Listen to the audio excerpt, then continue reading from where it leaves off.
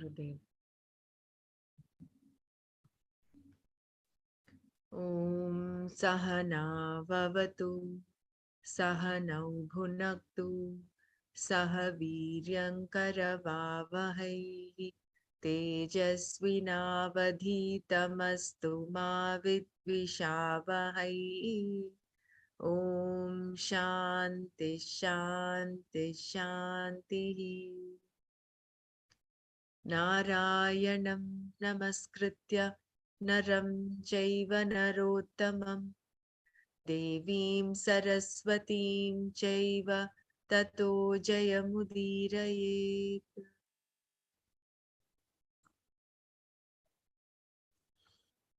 Today was such a beautiful journey of all the 11 chapters till now. A very beautiful summary of what one chapter leads to the other. Arjuna's confusion and how Bhagwan has very nicely kept hinting at him, because keeping Arjuna in mind, since Arjuna is a Shishya, and for him, since he was not yet ready for sannyasa, how Bhagwan had very nicely kind of guided him to taking up to Karma Yoga. Each chapter, almost every chapter, Arjuna had this doubt. Starting from the third chapter onwards. Of course, the first chapter was all his Vishada. Second chapter was he was still in that confusion. And then finally he comes to asking the question here in Bhakti Yoga, which is better, worshipping you in the Saguna or in the Nirguna aspect? And then Bhagwan again says, keeping Arjuna in mind, he says it is very difficult if a person follows the Nirguna path without having the proper qualification. Yeah. Anybody else wants to share?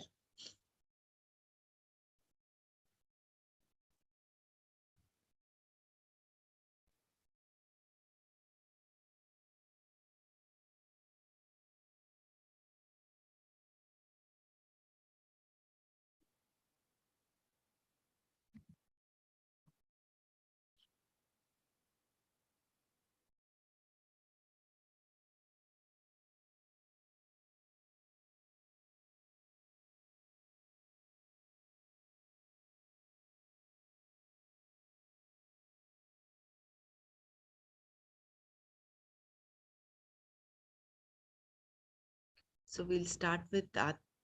Do you want me to go through the first 5 chapters, slokas of Bhakti Yoga, or should we start with Atma Bodh? If anyone wants to share, please do. Otherwise, we will start with Atma Bodh.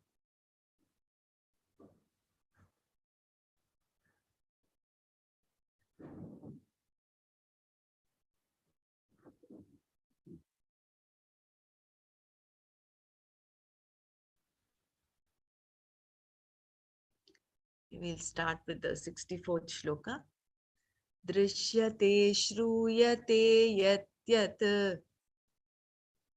brahmanonyanna tadbhavet tatvajnanascha tad brahma sachidanandamadvayam.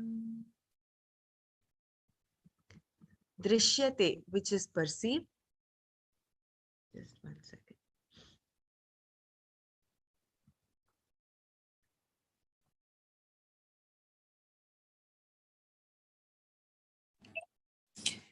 Yeah. Shruyate, which is heard. Yad yat, all that. Brahmanon yat, apart from Brahman. Or not. Tat, that. Bhavet, can be. Tatvajnanat, from the knowledge of the reality. Cha, and Tad Brahma, that Brahman. Sachidananda, which is existence, knowledge, bliss, absolute. Advayam, non-dual. all that is perceived or heard is Brahman and nothing else. Attaining the knowledge of the reality, one sees the universe as the non-dual Brahman, existence, knowledge, bliss absolute.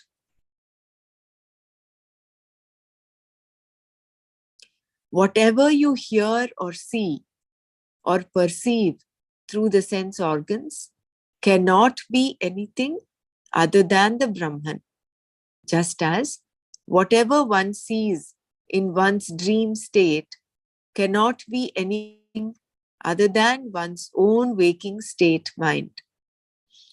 The consciousness is that which presides over and lends its potentiality in all our activities of perception, feeling, and thinking. It is the awareness in us that illumines the knowledge, ignorance, anger, love, and such other hosts of feelings and emotions in us. If consciousness does not give life to the prana in us, where is the existence in us? Realize, therefore, that whatever exists, either in this limited body, mind, and intellect, microcosm, or in the outer created world, macrocosm, they are all its own manifestation and nothing else. When this truth is completely realized and experienced, one cannot but see the entire universe as a huge play field in which the Paramatman alone revels as Satchit Ananda Absolute, for it is one and one only. Ekam eva advitiyam Brahma.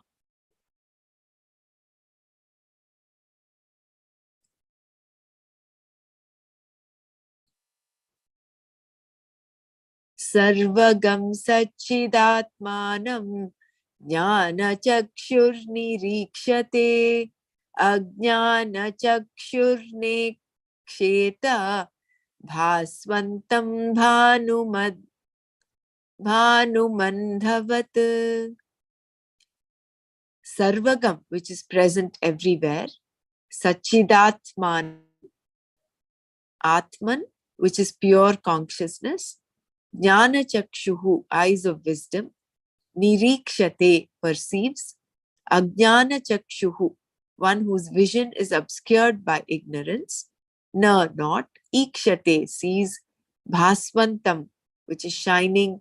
Bhanum, the sun. Andhavat, like a blind man. Though Atman is pure consciousness and ever present everywhere, yet it is perceived by the eye of wisdom alone. But one whose vision is obscured by ignorance, he does not see it, as the blind do not see the resplendent sun. Just as a blind man cannot see the sun, so also the person whose faculty of perception is not prepared to be sharp enough to grasp the truth, and therefore he who has not developed in himself the eye of wisdom, who is not discriminative enough to reject the unreal from the real, whose mind is not pure, who has not the serene light of knowledge within him to illumine his right judgment of things, who has not done sufficient penance to acquire single-pointed devotion, who still superimposes the finite qualities of the outer world of objects on the infinite self. Such an unprepared man cannot readily experience the presence of the eternal self as his own true nature. It is not that the Atman is not supreme, but it is the limiting factors in the seeker after truth that veils and distorts the beauty of the absolute reality. It is the blindness of that person that makes the sun dark to him, even though the sun shines ever bright and brilliant. All great philosophers had to, in the last analysis, take recourse to an imaginary power in the human intellect, and with the help of that faculty, they explain to the intellectual students how seekers gain the perception of the reality. Theoretically, the Vedantic teachers boldly propound that on transcending all the equipments, all seekers will realize the self, the truth. The students in the beginning try to follow the teacher only with their intellect. Perception or apprehension, as understood by the intellect, cannot take place without some instrument of knowing other than the object of knowledge. Let me read that again. Perception or apprehension, as understood by the intellect, cannot take place without some instrument of knowing other than the object of knowledge. Carrying this impression, the student asks as to how one can experience the truth when once the body, mind, intellect equipment is transcended. The rishis import here the idea of the faculty of intuition, jnana chakshu, for the benefit of such students. Contemplative power alone can apprehend the reality. This apprehension is not an objective experience. It is an uncompromising and total becoming. An ordinary mind turned outward in perceiving, feeling, and thinking of the objects of the world gets so agitated that in that restless bosom, the Supreme cannot be captured in experience. The mind that is slowly and intelligently withdrawn from its extrovert fascinations and trained to turn inward develops in itself the power to apprehend the reality. Therefore, the intuitive power, jnana chakshu, is nothing other than a mind turned inward and held in attention. In Gita, a mind so prepared as a true vehicle to reach knowledge itself is called Dhyanam. In this context, the 20 values of life mentioned in the Gita in preparing this Dhyanam are worthy of our attention. Refer Swamiji's commentary on Gita, chapter 13, stanzas 7 to 11. What are the 20 qualities? Humility, unpretentiousness, non-injury, forbearance, uprightness, following the teacher, purity, steadiness, self-control, detachment from sense objects, absence of egoism, constant reflection upon life's imperfections, non-attachment, non-identification with son, wife, home, and the rest, constant equanimity both in conducive and non-conducive circumstances, unswerving devotion to the Lord, solitude, distaste for blabbering crowds, constant study of scriptures, and diligent attempt to understand the deeper meaning of the reality as indicated in the scriptures. These constitute the 12 values of life. The 20 values of life, right? This is, I think, worth tabulating. At least I want to, what I wish to do is to, write it down and put it up, stick it up on the thing. So we, it's a constant maybe reminder. one or two. Yeah. No? Can you please read the list again? Just run through quickly. Yeah. Humility. You can cut and paste it in somewhere, Yeah. Better still will be for us to memorize Write those down. stanzas 7 to 11. Yeah. I mean, that is another option. But But that's humility, in Chinmaya, right? Like, let me see if I have it. no, it is in the chapter 13 of the Bhagavad Gita. Yeah, that's I have Chinmaya book actually. So Chinmaya 17. Humility, unpretentiousness, non-injury, forbearance, uprightness, following the teacher, purity, steadiness, control, detachment from sense objects, absence of egoism, constant reflection upon life's imperfections, non-attachment, non-identification with son, wife, home, and the rest, constant equanimity, both in conducive and non-conducive circumstances, unswerving devotion to the Lord, solitude, distaste for blabbering crowds, constant study of scriptures, and diligent attempt to understand the deeper meaning of the reality as indicated in the scriptures. These constitute the 20 values of life. If you permit me, I will just want to Thank you. chant those 7 to 11 shlokas. 1 second. Huh? Let me get my Yeah, book. please. Dhanyavad.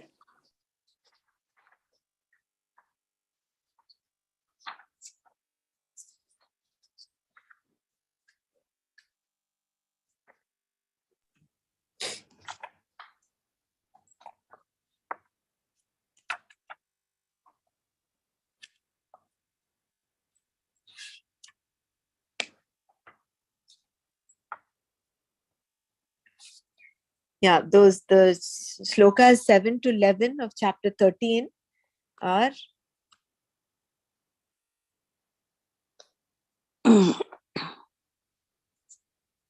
They're describing Kshetragna Kshetra. Kshetragna Kshetra. yeah, amanitva amanitvamadam hitvam himsakshantirarjavam acharyopasanam shaucham स्थैर्यमात्मविनिग्रहः इन्द्रियार्थेषु वैराग्यम् अनहङ्कार एव च जन्म मृत्युजरा व्याधिः दुःखदोषानुदर्शनम् असक्तिरनभिष्वङ्गः पुत्रदारगृहादिषु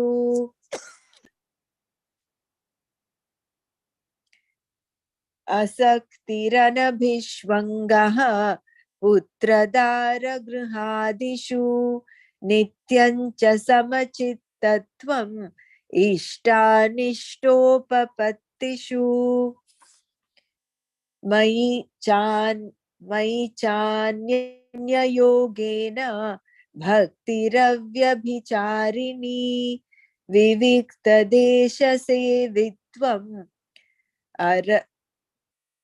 अरतिर्जनसंसदि अध्यात्मज्ञाननित्यत्वं तत्त्वज्ञानार्थदर्शनम् एतज्ज्ञानमिति प्रोक्तम् अज्ञानं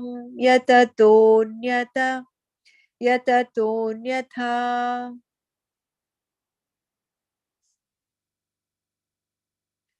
So these are the 7 to 11. I think it's worth memorizing these and tabulating these to be a constant reminder. So I'm just going to read this last few lines. An ordinary contemplative power alone can apprehend the reality. This apprehension is not an objective experience. It is an uncompromising and total becoming. An ordinary mind turned outward in perceiving, feeling, and thinking of the objects of the world gets so agitated that in that restless bosom, the Supreme cannot be captured in experience. The mind that is slowly and intelligently withdrawn from its extrovert fascinations and trained to turn inward develops in itself the power to apprehend the reality. Therefore, the intuitive power, Jnana Chakshu, is nothing other than a mind turned inward and held in attention. In Gita, a mind so prepared as a true vehicle to reach knowledge itself is called Dhyanam. In this context, the 20 values of life mentioned in the Gita in preparing this Jnanam are worthy of our attention.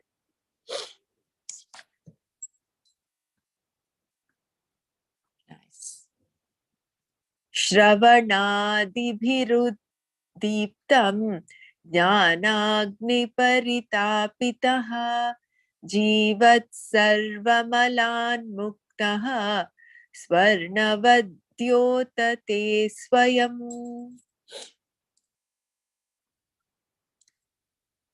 Shravanadibihi, by hearing and so on, Udiptaha, kindled, Jnanagni paritapitaha, heated in the fire of knowledge, Jivaha, the Jiva, individuality, Sarva Malan, from all impurities, Muktaha, freed, Swarnavat, like gold, Dyotate, shines, Swayam, of itself. The Jiva, free from impurities, being heated in the fire of knowledge, kindled by hearing and so on, shines of itself like gold. In obtaining knowledge on Vedanta, the 3 courses recommended are: 1. Listening to the truth from the scriptures as explained by the teacher, that is Shravana. 2. Reasoning of the truths heard, Manana. And 3. And 2. Deep contemplation on what has been heard and reasoned out, Nididhyasana.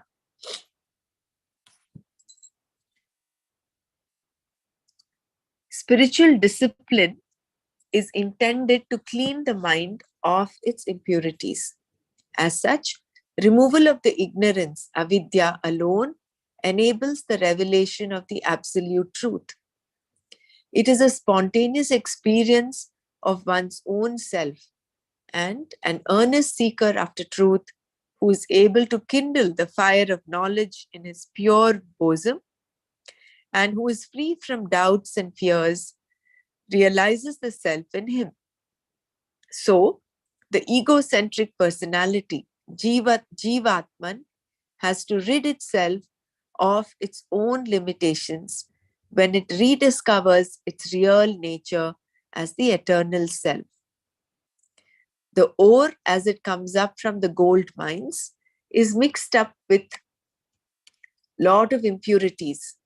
And when the washed off gold is heated and poured in, its molten brilliance acquires to itself its real glory and beauty.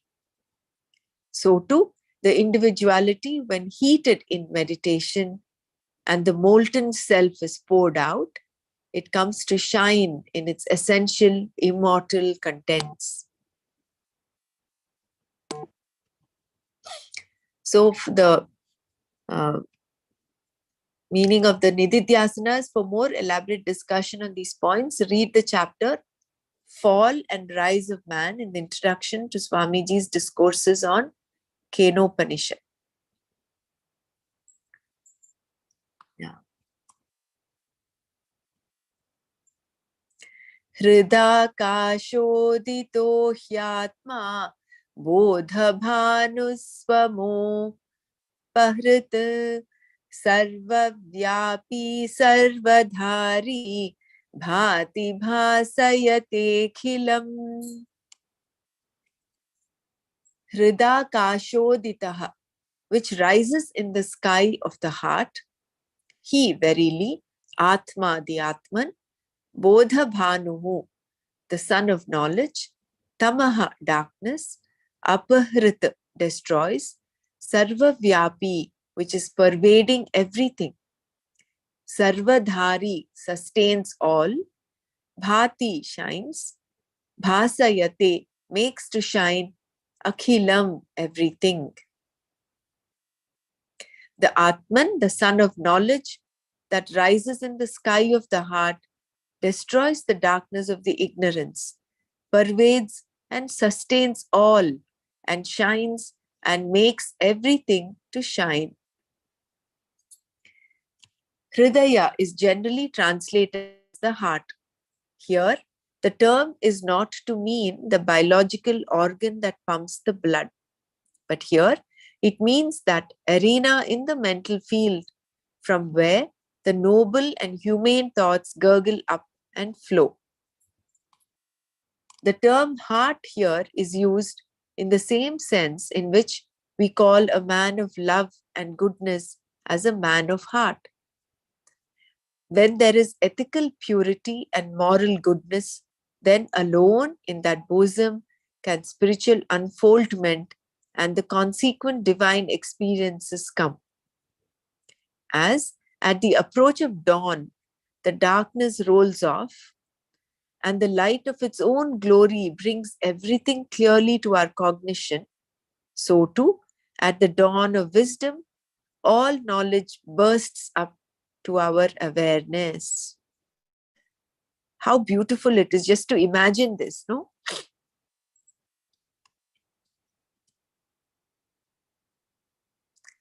Digdeshakaladyanapeksha sarvagam shitadihrinityasukham niranjanam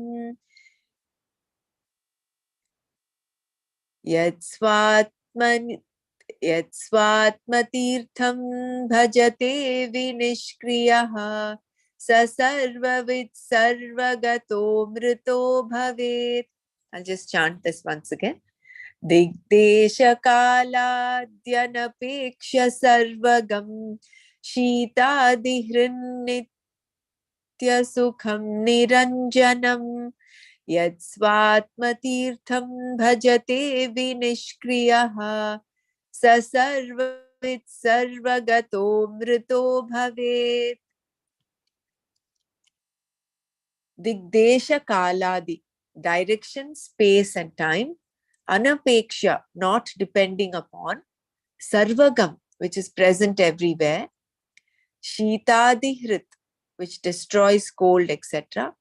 Nitya sukham, which is bliss eternal. Niranjanam, which is stainless. Yaha, who.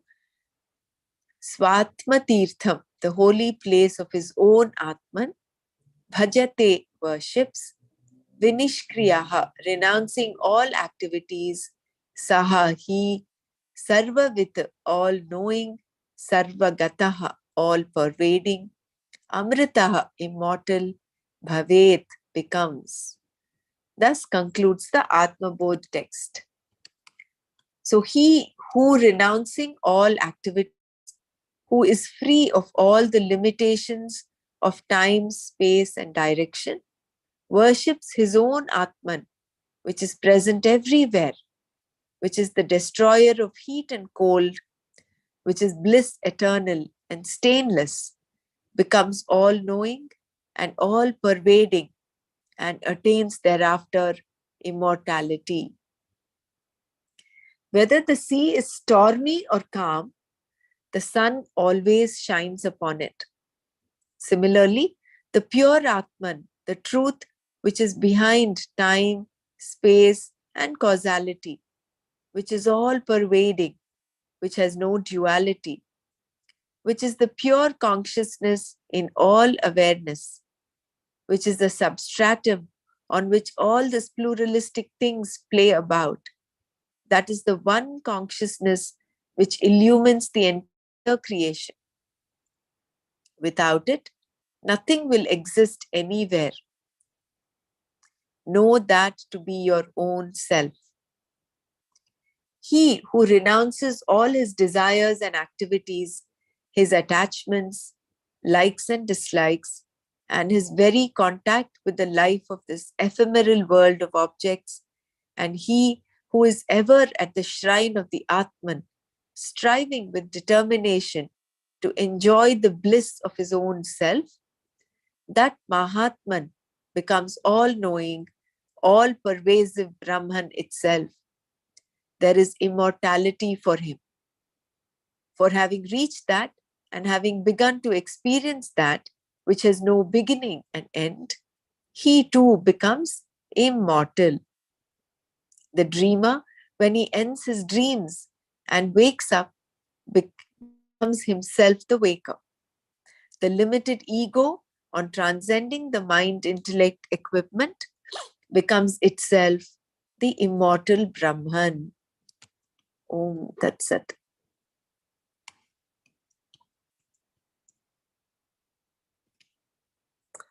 What a beautiful journey the Atma Bodh is. Yeah, truly blissful. Very No? nice. Yeah, it is. I think we have to keep reading. Yeah, but again, if you Every, notice subtly in the last few shlokas, Mhm. the aspect of a prepared mind is so important. That again Yeah. brings us back to what we learned in the Bhakti Yoga and all of Bhagavad Gita till now, that Bhagwan keeps reiterating the importance of preparing your mind, keeping your mind prepared and steady on this path, which comes to Karma Yoga again. Yeah. Which is what we'll start from tomorrow. We'll begin chapter 3, Karma Yoga of the Gita home study. And yeah, it is very nice. We'll start tomorrow. Yeah, that'll be good. So today, shall we complete, do the Gita Dhyanam, chapter 2 and the Gita Mahatmyam today, huh? Does anyone want to share their little summary of Atma Bodh? Any thoughts on the Atma Bodh, the last few shlokas that we chanted till now? We read till now. Yeah. Only your Antarmukhi Sada Sukhi. That is reminded so well here. I mean, it's so blissful, very beautiful. All those 12 qualities. What did you say? Andarmukhi? Antarmukhi Sada Sukhi. What The does one that who mean? looks in Inside? Brahmaraji had said, no, mana to nama. When you mana is external, our external eyes try to see you all turn the inside. Yeah, the moment you turn inside, internal, it becomes namaha. That is to yourself, you are trying to go within. Antarmukhi Sadamukhi. Antarmukhi Sada Sukhi.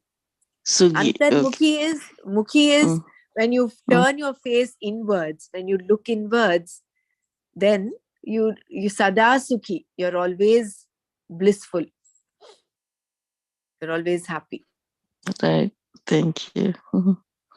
Because That's the world nice. of objects outside, as though they are attractive, but that shloka in the Gita says, Matra Sparshast Kaunteya Sitoshna Sukha Dukkada.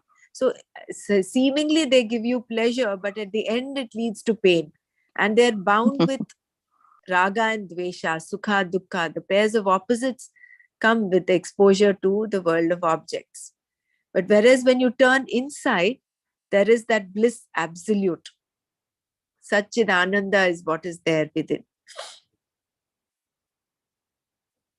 Yeah, very nice. A lot of inputs in this last few shlokas of Atma Bodh. Yeah. Actually, when Shankara did this Atma Bodh, all that, he probably took it from Upanishad or Gita also, right? I mean, pretty much similar things we see in here No, too. that is what Swamiji had mentioned, no? He has based the scriptures, based the knowledge of Upanishads in what is come up in Tattva Bodh and Atma Bodh.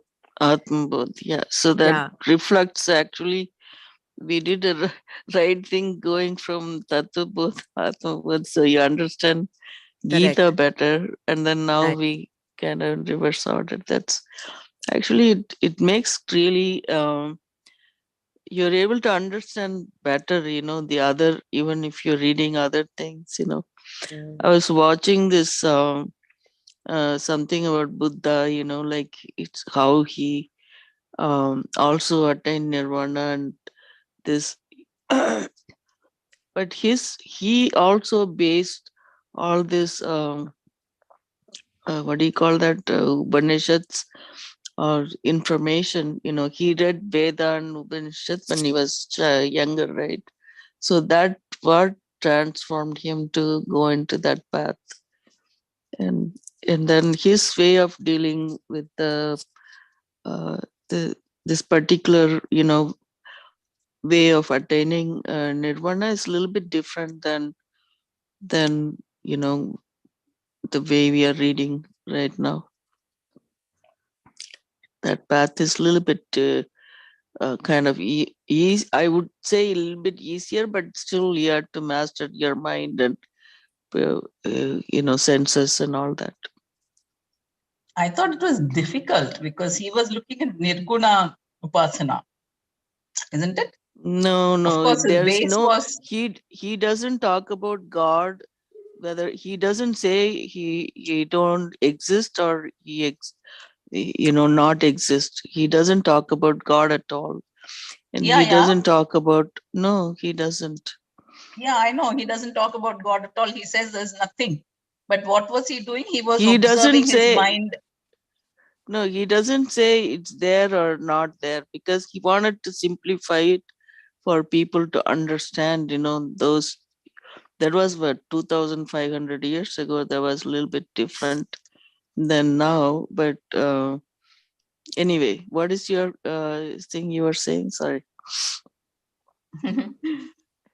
Well, No, go my ahead, understanding Suma. of Buddha's nirvana is, I may be wrong. This is what I've always heard, and that Buddha said there is no Atma, there is no God, there is nothing. That's what I discovered by observing my mind and the sensations in the body. Kaya Anupasthana, Deha Anupasthana, all that he did. And it was a very troublesome period of 6 years, isn't it? He went through a lot of But physical. So yeah, that is he what. kind of. So it Go is ahead. not an easy path. I thought. I don't know. I thought it is No, a very difficult path. no. You see, that's what I'm saying. Like even he took 6-7 years to get there, right? I mean, think about it. It's not easy for any matter. But then, but he gives this, encouragement or encourage people. You can achieve it if you put your mind to it, and this is the way to do it. Like he gives out certain things, but I haven't really explored it. I just saw that movie, like about Buddha. That was nice one. I can forward to you guys, if you wanted to see it, or I don't know, it's in Hindi also maybe. Yeah, I also saw a Buddha series. Then I read the Buddha, an abridged version of Buddha's, that 6 years. It was really frightening it, to see what it all he went through. And it then he is it ultimately is says that there is no Atma. And that is where Adi Shankara demolishes that whole philosophy by saying that who is the one who discovered that there is no Atma? No, I don't remember he saying he doesn't have Atma. Like they do talk about soul and reincarnation and things like that. I mean, he talks about it's not the body, it's not the senses, all that, then that ultimately that's Brahman, right? I mean, but he may not say it as Brahman, but there they may say it is a soul or something like that. But and that's my understanding. But anyway, I'll have to read up a little bit more to see what exactly that they say Yeah, about I'm it. also not a scholar on anything. I'm also just gathering from here and there. So I will rest But my. anyway, I don't want to take too much time. But even to understand that, when you see a movie, you can you, at least you can see what Buddha went through, right? I mean, he's taking, how he's controlling his senses and not eating, not, then he comes to the, and, come to that, just modification of your body itself is not good, so you have to keep your mind and body healthy, and so that you can achieve what you can do. Otherwise, no, you won't attain that immortality or whatever. So that was nice.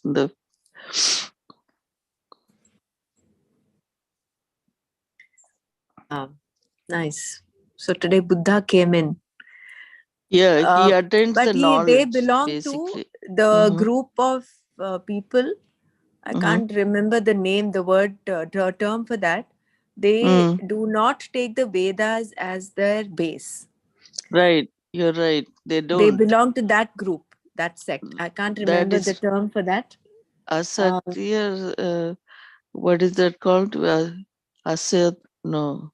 Astikas. Astikas, thank you. Nastikas and Astikas. Astikas, yeah. Yeah. Astika is those that take Vedas as a pramana, whereas Nastika are those that do not take Vedas as the pramana. Pramana, so right. Buddha exactly. And all those that come under his followers, like they come Buddhism. under the Nastikas. Yeah. Exactly, yeah. But what I'm saying is, when Buddha was younger, he was taught Vedas. So he knew all that, but he had all this question comes up in his mind all the time. Why is this? Why is that? Why is that? And he doesn't find an answer. So he's so restless, he want to go and find the answer. That's how he goes to the sannyasa and figure out, all this information. So it is interesting to see, like where he it's a different started. perspective, no? That's nice to see. And Exactly. Adi Shankara came up to denounce all that and to revamp the whole Vedas and the Vedic knowledge. That is why he had... Yeah, but he came after Buddha, right? Correct. Adi He came Shankara. after Buddha. Yeah. Yeah. I was thinking, Mahabharata must be earlier than Buddha, because it is earlier than Buddha, because see, Buddha. Krishna technically it is historically, it's, I think Krishna was there around 5,500 years ago, which is when Mahabharata happened, and Buddha came much later. And Buddha's teachings, I think, from what Gurudev had mentioned once, was he was saying all about people. He just asked people to start meditating. So that is when Adi Shankara came, and then he had to recreate, not recreate, revamp the whole thing and put people in their proper perspective, give a proper perspective to people. Otherwise, everybody in Buddha's time were taking to meditation and only meditation, and what will happen to the societal structure? So exactly. in order to bring it back, Shankara had come. That is exactly what happens there too. Like after the Buddhism, everybody become very soft, and they even in that story itself, they show all these kings and soldiers, why I had to kill people, and then I am incurring all the sins, so they will go and join their association or whatever.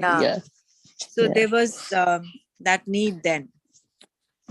But he doesn't say that. Even when one of this king called Ajat Chatru, he would come and ask him. Then he says, no, you are Kshatriya, you have to, uphold all these things. You have, you have to take care of all this, taking care of the people, your country. And so he says you don't like that. That's where that story is, like where the monk comes and the one snake, the snake story, that it will bite everybody, but then the monk says that the mendicant, says that the snake don't bite people, and then it will become very soft and don't even, it doesn't do anything. And then all the kids who come and play, they keep hitting the snake, and it will become very thin and not eating very well, so it will only swallow the pebbles and stuff, and it will become very weak. Then this mendicant comes, and then he would ask, what happened to you? You only, I'm taking the sattvic life, and so I told you not to bite people, not to hiss, so you can scare them away, like that, so that that kind of thing, like people, everybody become monks, and they try to spread this knowledge around. Who is going to take care of the other things, right? Yeah. So yeah, so so that was kind of a little bit uh, so that time the structure wasn't that great in terms of that. Yeah. Nice. So shall we start the Gita Dhyanam? Yeah, sure. Yeah. Thanks. It might spill over to maybe another 6:50 here by my time. It might go on till maybe 7:10, 7:15, the completing the chanting. So if it's okay with everybody, we'll get started. Huh? I have the Bela, PDF. Bela, will you chant?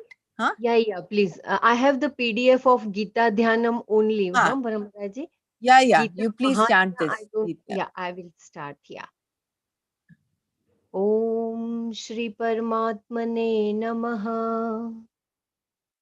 Om Parthaaya Pratibodhitam Bhagavata Narayanena Swayam व्यासेन ग्रथितां पुराणमुनिना मध्ये महाभारतम् अद्वैतामृतवर्षिणीं भगवतीम् अष्टादशाध्यायिनीम् अम्ब त्वामनुसन्दधामि भगवद्गीते भवद्वेषिणीम् नमोऽस्तु ते व्यासविशालबुद्धे पुल्लारविन्दायतपत्रनेत्र येन त्वया भारततैलपूर्णः प्रज्वालितो ज्ञानमयः प्रदीपः प्रपन्नपारिजाताय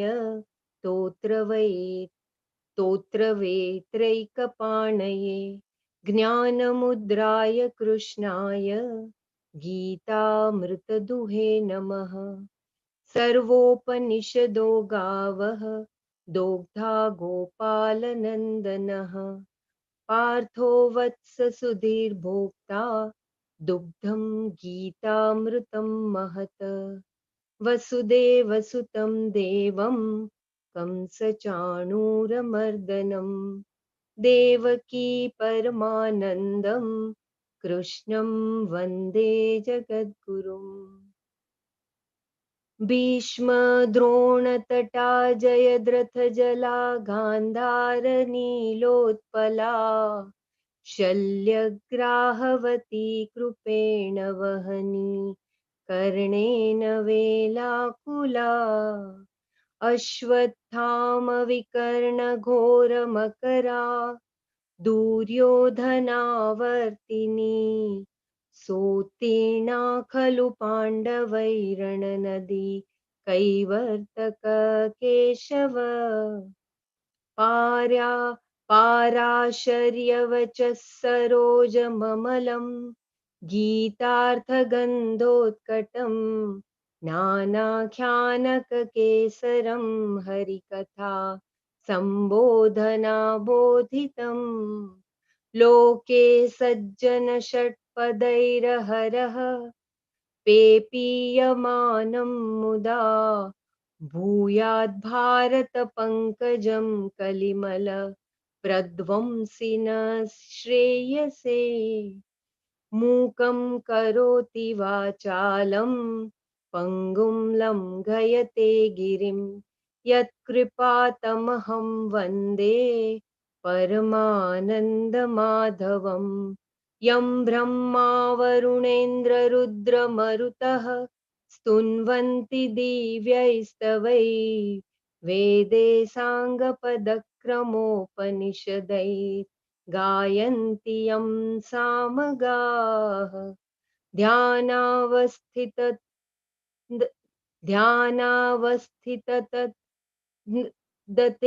मनसा पश्यन्ति यं योगिनः यस्यान्तं न विदुः सुरासुरगणा देवाय तस्मै नमः। श्री परमात्मनार्पणम्।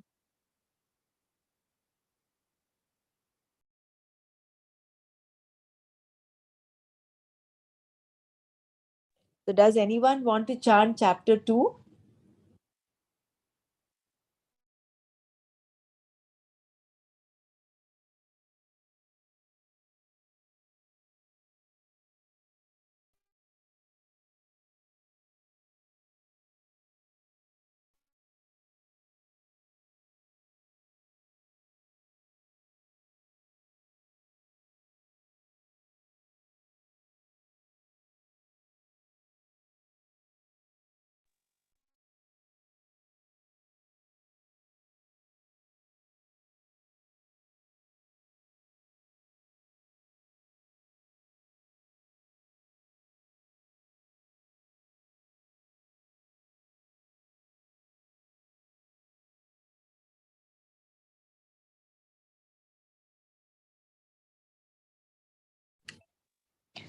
Yeah, okay.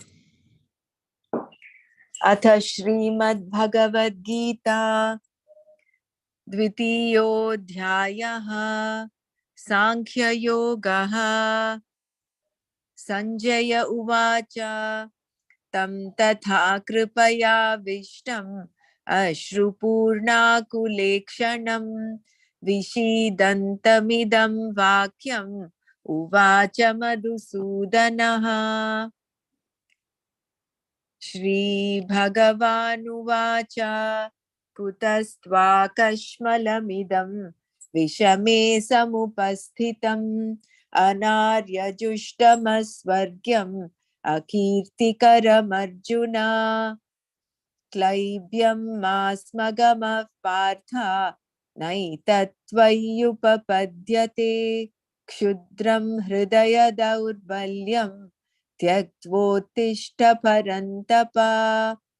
अर्जुन उवाच कथं भीष्ममहं संख्ये द्रोणं च मधुसूदन इषुभिः प्रतियोत्स्यामि पूजार्हा वरिसूदना। गुरून् हत्वा हि महानुभावान् श्रेयो भोक्तुं भैक्ष्यमपीह लोके हत्वार्थकामांस्तु गुरूनिहैव भुञ्जीय भोगान् रुधिरप्रदिग्धान्। कार्पण्यदो न चैतद्विद्मः कतरन्नो गरीयो यद्वा जयेम यदि वा नो जयेयुः यानेव हत्वा न जिजीविषामः तेव स्थिताः प्रमुखे धार्तराष्ट्राः। कार्पण्यदोषोपहतः स्वभावः पृच्छामि त्वां धर्मसम्मूढचेताः यच्छ्रेयस्यान्निश्चितं ब्रूहि तन्मे शिष्यस्तेऽहं शाधि मां त्वां प्रपन्नम्। न हि प्रपश्यामि मापनुद्यात् यच्चोकमुच्छोषणमिन्द्रियाणाम् अवाप्य भूमा वसपत्नमृद्धं राज्यं सुराणामपि चाधिपत्यम्। संजय उवाच एवमुक्त्वा हृषीकेशं गुडाकेशः परन्तपः न योत्स्य इति गोविन्दम् उक्त्वा तूष्णीं बभूवः। तमुवाच हृषीकेशः प्रहसन्निव भारत सेनयोरुभयोर्मध्ये विषीदन्तमिदं वचः। श्रीभगवानुवाच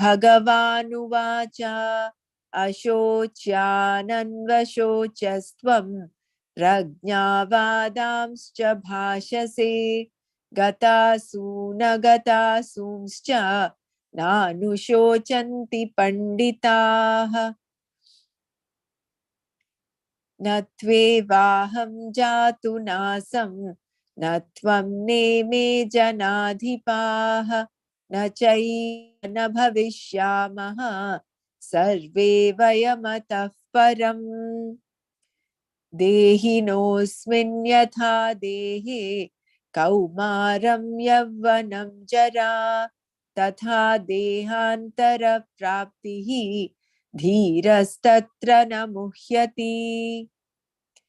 मात्रा स्पर्शास्तु कौन्तेय शीतोष्णसुखदुःखदाः आगमापायिनो नित्याः तां स्थितिक्षस्व भारत।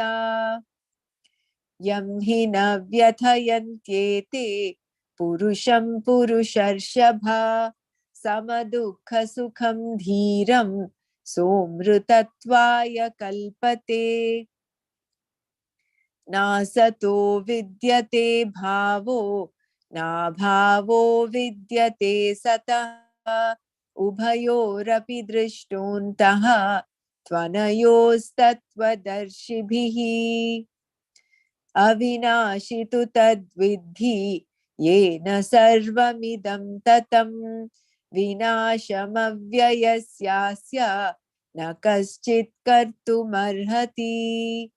अन्तवन्त इमे देहा नित्यस्योक्ता शरीरिणः अनाशिनो प्रमेयस्य तस्माद्युध्यस्व भारत। य एनं वेत्ति हन्तारं यश्चैनं मन्यते हतम् उभौ तौ न विजानीतः नायं हन्ति न हन्यते। न जायते म्रियते वा कदाचित् नायं भूत्वा भविता वा न भूयः अजो नित्यः शाश्वतोऽयं पुराणो न हन्यते हन्यमाने शरीरे। वेदा विनाशिनं नित्यं य एनमजमव्ययम् कथं स पुरुषः पार्थ कं घातयति हन्तिकम्। वासांसि जीर्णानि यथा विहाय नवानि गृह्णाति नरोपराणि तथा शरीराणि विहाय जीर्णानि अन्यानि संयाति नवानि देहि। नैनं छिन्दन्ति शस्त्राणि नैनं दहति पावकः न चैनं क्लेदयन्त्यापः न शोषयति मारुतः। अच्छेद्योऽयमदाह्योऽयम् अक्लेद्यो शोष्य एव च नित्यः सर्वगतस्थाणुः अचलोऽयं सनातनः। अव्यक्तोऽयमचिन्त्योऽयम् अविकार्योऽयमुच्यते तस्मादेवं विदित्वैनं नानुशोचितुमर्हसि। अथ चैनं नित्यजातं नित्यं वा मन्यसे मृतं तथापि त्वं महाबाहो नैवं शोचितुमर्हसि। जातस्य हि ध्रुवो मृत्युः ध्रुवं जन्म मृतस्य च तस्मादपरिहार्येति न त्वं शोचितुमर्हसि। अव्यक्तादीनि भूतानि व्यक्तमध्यानि भारत अव्यक्तनिधनान्येव तत्र का परिदेवना आश्चर्यवत् पश्यति कश्चिदेनम् आश्चर्यवत् वदति तथैव चान्यः आश्चर्यवच्चैनमन्यः शृणोति श्रुत्वाप्येनं वेद न चैव कश्चित् देहि नित्यमवध्योऽयं देहे सर्वस्य भारत तस्मात् सर्वाणि भूतानि न त्वं शोचितुमर्हसि स्वधर्ममपि चावेक्ष्य न विकम्पितुमर्हसि धर्माद्धियुद्धात् श्रेयोऽन्यत् क्षत्रियस्य न विद्यते यदृच्छया चोपपन्नं स्वर्गद्वारमपावृतं सुखिनः क्षत्रियाः पार्थ लभन्ते युद्धमीदृशम् अथ चेत्त्वमिमं धर्म्यं संग्रामं न करिष्यसि ततः स्वधर्मं कीर्तिं च हित्वा पापमवाप्स्यसि अकीर्तिं चापि भूतानि कथयिष्यन्ति ते व्ययाम् सम्भावितस्य चाकीर्तिः मरणादतिरिच्यते भयाद्रणादुपरतं मन्स्यन्ते त्वं महारथाः येषां च त्वं बहुमतः भूत्वा यास्यसि लाघवम् अवाप्यवादांश्च बहून् वदिष्यन्ति तवाहिताः निन्दन्तस्तव सामर्थ्यं ततो दुःखतरं नु किम् हतो वा प्राप्स्यसि स्वर्गं जित्वा वा भोक्ष्यसे महीम् तस्मादुत्तिष्ठ कौन्तेय युद्धाय कृतनिश्चयः सुखदुःखे समे कृत्वा लाभालाभौ जयाजयौ ततो युद्धाय युज्यस्व नैवं पापमवाप्स्यसि एषा ते विहिता बुद्धिर्योगे त्विमां शृणु बुद्ध्या युक्तो यया पार्थ कर्मबन्धं प्रहास्यसि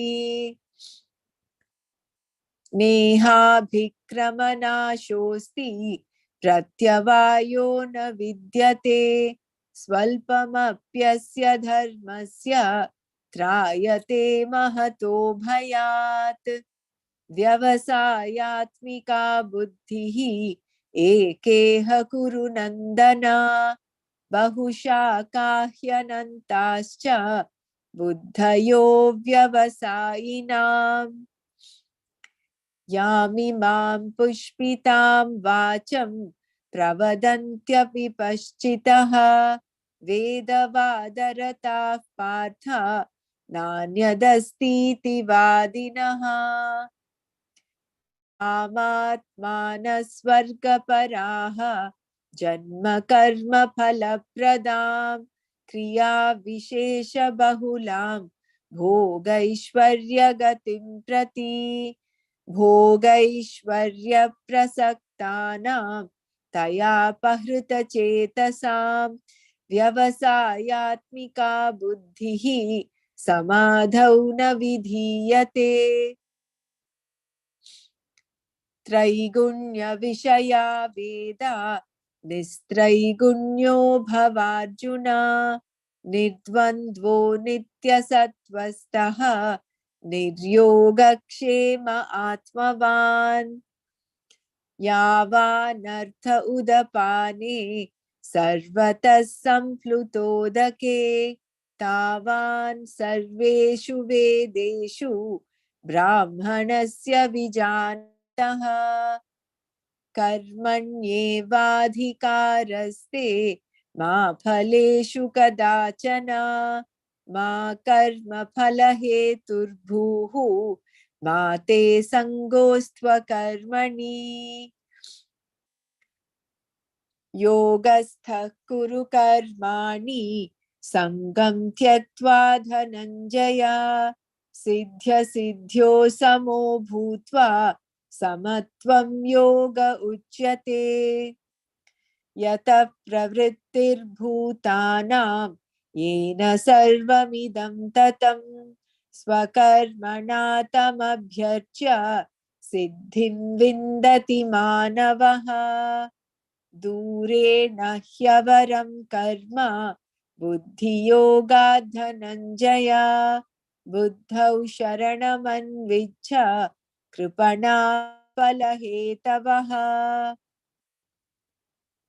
बुद्धियुक्तो जहातीह उभे सुकृतदुष्कृते तस्माद् योगाय युज्यस्व योगः कर्मसु कौशलम् कर्मजं बुद्धियुक्ता हि फलं त्यक्त्वा मनीषिणः जन्मबन्धविनिर्मुक्ताः पदं गच्छन्त्यनामयम्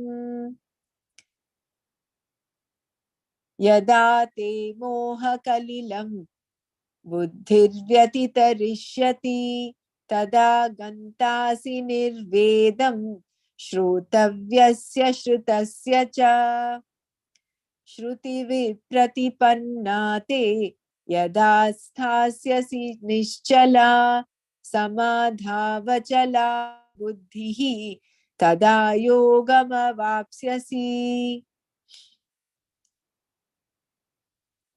अर्जुन उवाच स्थितप्रज्ञस्य का भाषा समाधिस्तस्य केशव स्थितधीः किं प्रभाषेत किमासीत व्रजेत किम् श्रीभगवानुवाच प्रजहाति यदा कामान् सर्वान् पार्थमनोगतान् आत्मन्येवात्मना तुष्टः स्थितप्रज्ञस्तदोच्यते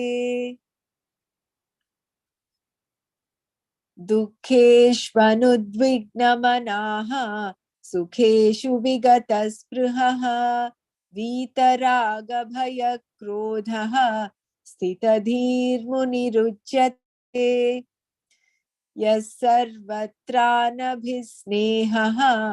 तत्तत्प्राप्य शुभाशुभं नाभिनन्दति न द्वेष्टि तस्य प्रज्ञा प्रतिष्ठिता यदा संहरते चायं कूर्मोऽङ्गानीव सर्वशः इन्द्रियाणीन्द्रियार्थेभ्यः तस्य प्रज्ञा प्रतिष्ठिता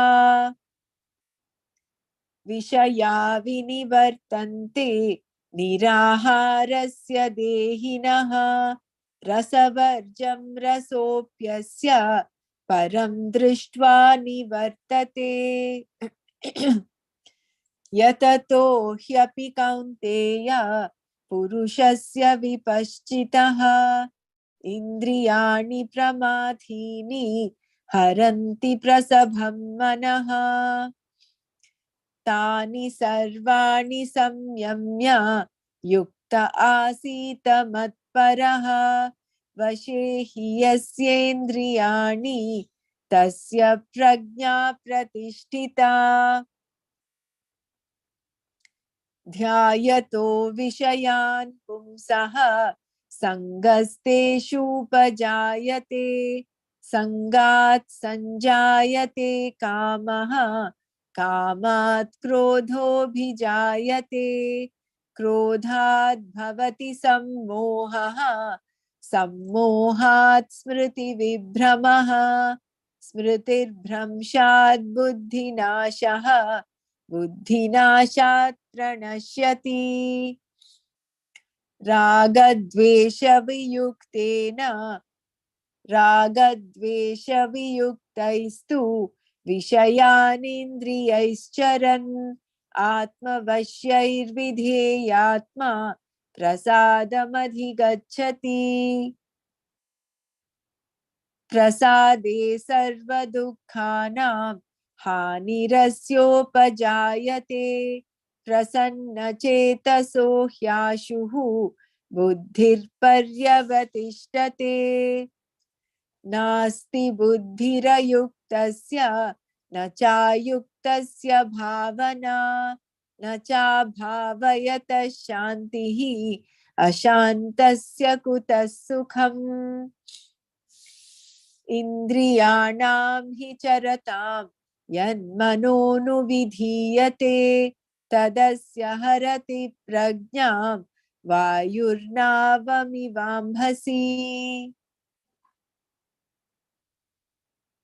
तस्माद्यस्य महाबाहो निगृहीतानि सर्वशः इन्द्रियाणीन्द्रियार्थेभ्यः तस्य प्रज्ञा प्रतिष्ठिता या निशा सर्वभूतानां तस्यां जागर्ति संयमी यस्यां जाग्रति भूतानि सा निशा पश्यतो मुनेः आपूर्यमाणमचलः प्रतिष्ठं समुद्रमापः प्रविशन्ति यद्वत् तद्वत् कामायं प्रविशन्ति सर्वे स शान्तिमाप्नोति न कामकामी विहाय कामान्यः सर्वान् पुमांश्चरति निःस्पृहः निर्ममो निरहङ्कारः स शान्तिमधिगच्छति एषा ब्राह्मी स्थितिः पार्थ नैनां प्राप्य विमुह्यति स्थित्वा स्यामन्तकालेऽपि ब्रह्मनिर्वाणमृच्छति ॐ तत्सत् इति श्रीमद्भगवद्गीतासु उपनिषत्सु ब्रह्मविद्यायां योगशास्त्रे श्रीकृष्णार्जुनसंवादे सांख्ययोगो नाम द्वितीयोऽध्यायः अथ तृतीयोऽध्यायः कर्मयोगः अर्जुन उवाच जायसी चेत् कर्मणस्ते मता बुद्धिर्जनार्दन तत्किं कर्मणि घोरे मां नियोजयसि Keshava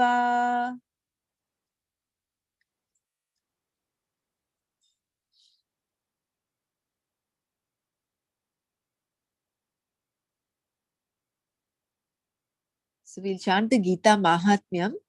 Does anyone want to chant this?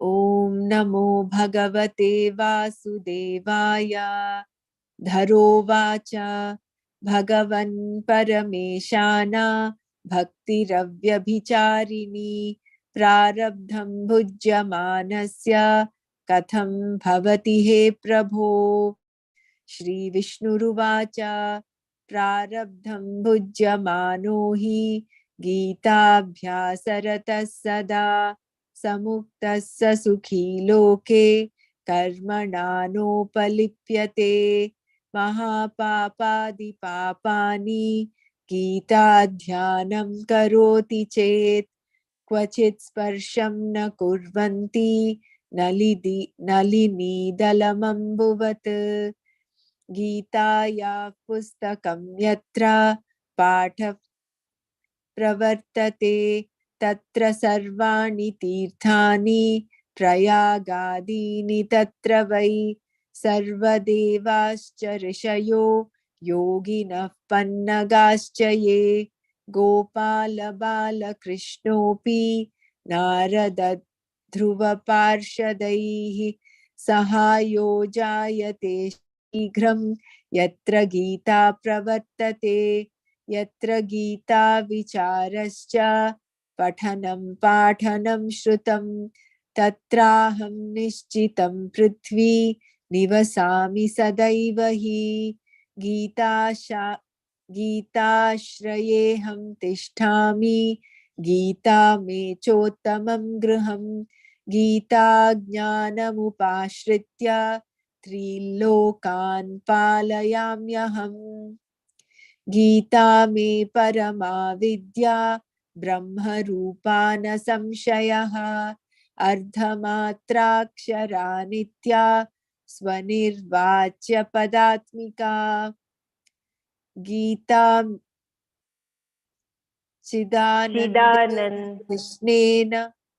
चिदानन्देन कृष्णेन प्रोक्ता स्वमुखतो अर्जुनं वेदत्रयी परानन्दा तत्त्वार्थज्ञानसंयुता योष्टादश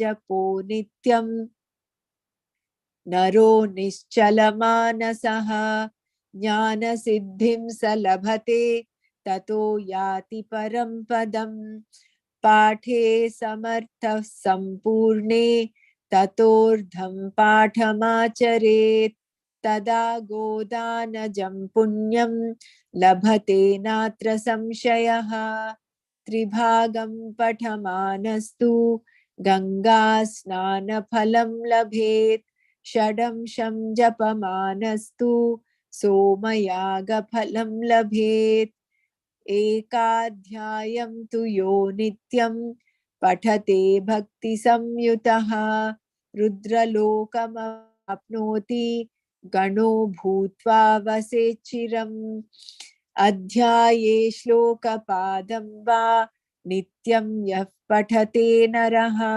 स याति नरतां यावत् मन्वन्तरं वसुन्धरे गीताया श्लोकदशकं सप्तपञ्चचतुष्टयं द्वौ त्रीनेकं तदर्थं वा श्लोकानां यः पठेन्नरः चन्द्रलोकमवाप्नोति वर्षाणामयुतं ध्रुवं गीता पाठसमायुक्तो मृतो मानुषतां व्रजेत् गीताभ्यासं पुनः कृत्वा लभते मुक्तिमुत्तमां गीतेत्युच्चार संयुक्तो म्रियमाणो गतिं लभेत् गीतार्थश्रवणासक्तो महापापयुतोऽपि वा वैकुण्ठं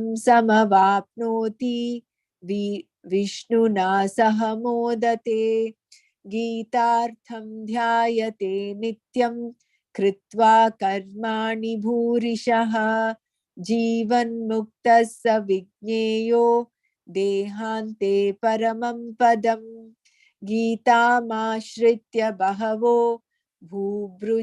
भूभुजो जनकादयः निर्धूतकल्मषालोके गीतायाताः परं पदम् गीतायाः पठनं कृत्वा माहात्म्यं नैव यः पठेत् वृथा पाठो भवेत् तस्य श्रम एव हृदा हृतः एतन्माहात्म्यसंयुक्तं गीताभ्यासं करोति यः स तत्फलमवाप्नोति दुर्लभां गतिमाप्नुयात् सूत उवाच माहात्म्यमेतद्गीताया मया प्रोक्तं सनातनं गीतान्ते च पठेद्यस्तु यदुक्तं तत्फलं लभेत् इति श्रीवाराहपुराणे श्रीमद्गीतामाहात्म्यं सम्पूर्णम्।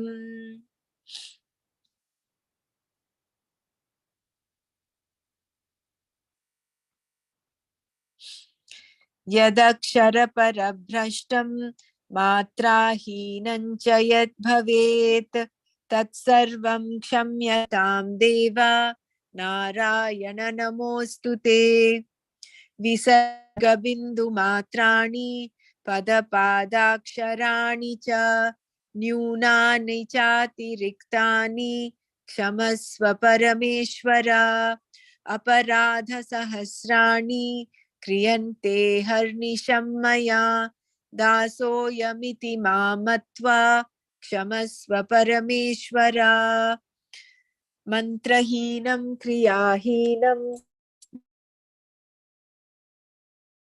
यत्कृतं तु मया देव परिपूर्णं तदस्तु ते कायेन वाचा मनसेन्द्रियैर्वा बुद्ध्यात्मना वा प्रकृते स्वभावात् करोमि यद्यत् सकलं परस्मै नारायणायेति समर्पयामि श्रीमन्नारायणायेति समर्पयामि। ॐ तत्सत्। लोका समस्ता सुखिनो भवन्तु। ॐ शान्ति शान्ति शान्तिः।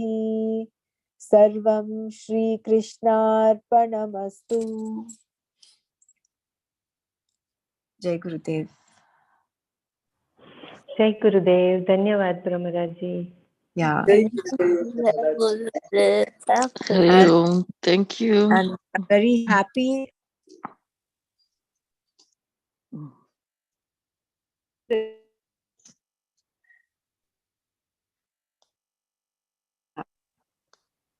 Jai Gurudev. Doctor.